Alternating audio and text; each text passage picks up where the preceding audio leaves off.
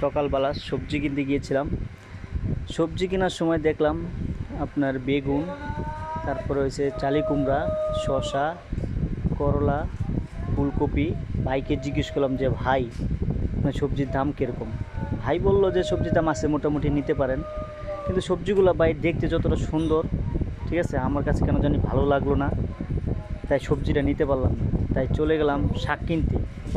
শাক কিনতে গিয়ে একটা মজার কাহিনী হলো, কোনটা জানেন? এই যে পিচ্ছিটারে শাক দিয়ে গেলাম যে লাউ শাক কত, তার বাপে বেছে 30 টাকা, সে আমাকে বললো 20 টাকা, ঠিক আছে।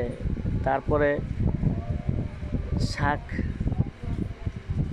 জিজ্ঞেস করার পরে সে আমাকে বলতেছে যে যে এটা না নিয়ে আপনি ডাটা শাক। আমি ডাটা শাকের কথা জিজ্ঞেস করলাম, সে ডাটা শাক বললো আমাকে 10 টাকা। তার বাপে বেছে 15 টাকা মোটা, সে 10 টাকা। আবার ওই যে পাট শাক যেগুলাম কত মোটা, সে বলে 5 টাকা, তার বাপে বেছে 10 টাকা। তার বাপে এসে তাকে একটা ধমক দিল যে এই শাক তো দাম বেশি, তুই এত কম রেটে বেচেছিস।